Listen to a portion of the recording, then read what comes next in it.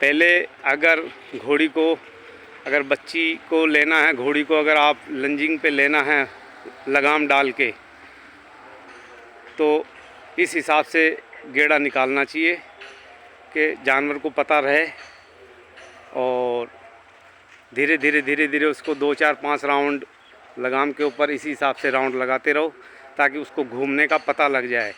और बड़ा ही प्रेम से, बड़ा अदब से, बड़ा ही सोच और समझ के लगाना चाहिए गेड़ा, ताकि हमारे भी चोट ना लगे और अश्व को भी चोट ना लगे। क्योंकि एक बार जब घोड़ा घोड़ी चोट खा जाता है, सारी उम्र का रोग लग जाता है। तो बड़ा ही प्रेम से, बड़ा ही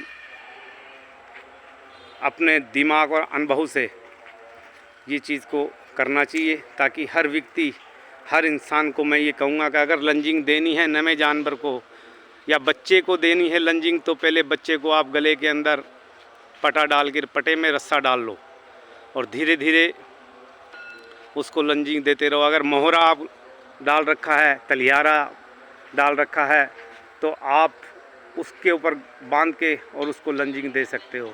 तो जब भी अगर फिर बड़ा होगा, तो आप अगर उसको लगाम लगाओगे, तो वो लगाम की उसी हिसाब से उस लगाम पे भी जोर देता रहेगा और इसी हिसाब से वो लंजिंग के ऊपर चलता रहेगा।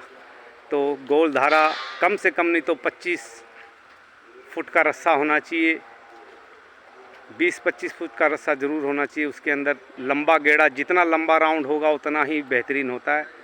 तो आप भाइयों को आज ये जानकारी दे रहा हूँ, हर अश्व प्रेमी को कभी भी ऐसी गलती ना करोगे ताकि अश्व को चोट लगे, अपने पे चोट लग जाए।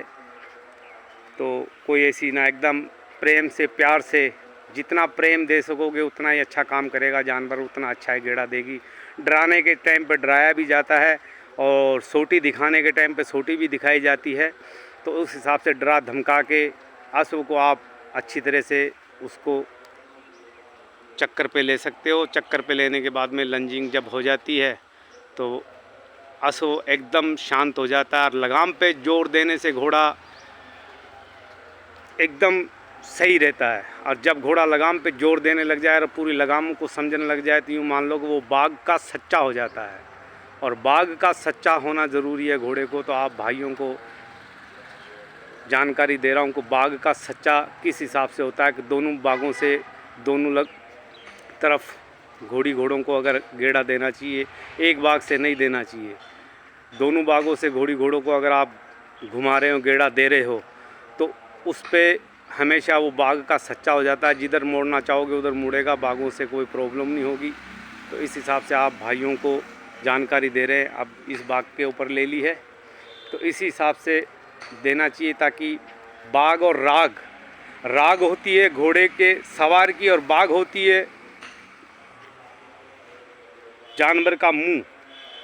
बाघ पकड़ रखी है लगाम और बाघ पकड़ रखी है, तो बाघ और लगाम पे घोड़ा चलता है और राग के ऊपर सवार टिकता है। अगर सवार की राग सही नहीं है तो बिल्कुल सवार टिकेगा नहीं, वो गिरेगा। तो इसीलिए बताया गया कि लगाम का सच्चा, बाघ का पक्का,